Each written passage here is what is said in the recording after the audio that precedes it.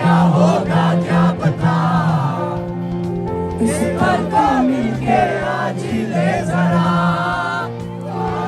मैं हूँ यहाँ तू है यहाँ, मेरी बाहों में आ अभी जा।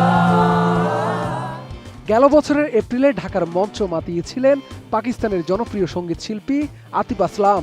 রাজধানীর আর্মি স্টেডিয়ামে অনুষ্ঠিত ম্যাজিক্যাল নাইট 2.0 শিরোনামে ওই কনসার্টে আতিফের সুরের মূর্ছনায় দর্শকরা উন্মাদনায় মেতে ওঠে।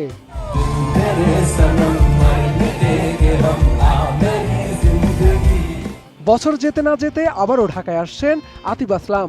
এমন খবরে বাংলাদেশের তরুণ তরুণীদের মাঝে দেখা দিয়েছে উচ্ছ্বাস। তবে ঠিক কবে কোথায় হবে এই কনসার্ট তা নিয়ে তৈরি হয় ধোঁয়াশা, যার সুযোগ নিয়েছে একটি মহল। গণমাধ্যমেও ছড়িয়েছে নানা বিভ্রান্তিকর তথ্য। আতিফ আসলাম আসছে না, ভেন্যুও চূড়ান্ত হয়নি, এমন গুজবে বিপাকে পড়েন আয়োজকরা। তবে আয়োজক প্রতিষ্ঠান মেইন স্টেজ ইনকে জানিয়েছে নিরাপত্তা সংক্রান্ত কারণে ভেন্যুর সঠিক নাম আপাতত প্রকাশ করা হচ্ছে না। সেই কারণে এই সুযোগটিকেই কাজে লাগিয়ে বিভ্রান্তি ছড়ানো হচ্ছে বলে জানিয়েছে কর্তৃপক্ষ।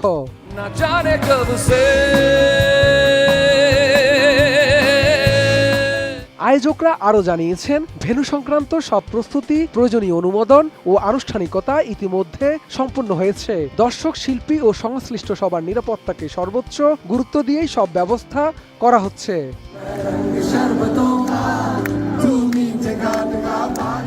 এদিকে বাংলাদেশে নিজের কনসার্ট নিয়ে সব বিভ্রান্তি ও গুজবে ইতি টেনে স্বয়ং আতিফ আসলাম আয়োজকদের পাশে দাঁড়িয়েছেন। বুধবার নিজের ফেসবুক পেজে কনসার্টের পোস্টার শেয়ার করে এই সঙ্গীত শিল্পী আবারও ঢাকায় আসার বিষয়টি নিশ্চিত করেছেন।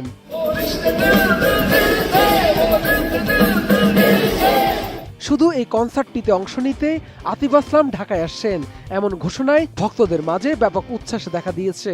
সব ঠিক থাকলে আগামী 13 December Xforce presentation Atif Aslam at main stage show শিরোনামের কনসার্টে ঢাকা মাতাবেন এই সঙ্গীত শিল্পী।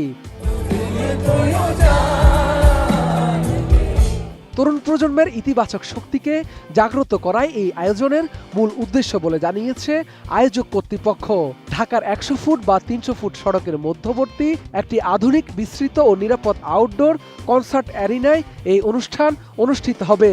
আতিফ ভক্তদের জন্য সব মাধ্যমেই সেখানে যাতায়াতের ব্যবস্থা থাকবে বলেও জানা গেছে।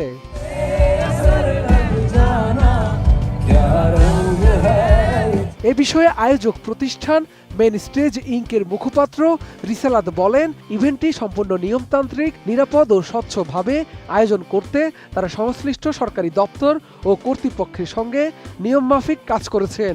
প্রতিটি প্রয়োজনীয় ধাপ অনুসরণ করে অনুষ্ঠানটি এগিয়ে নেওয়া হচ্ছে।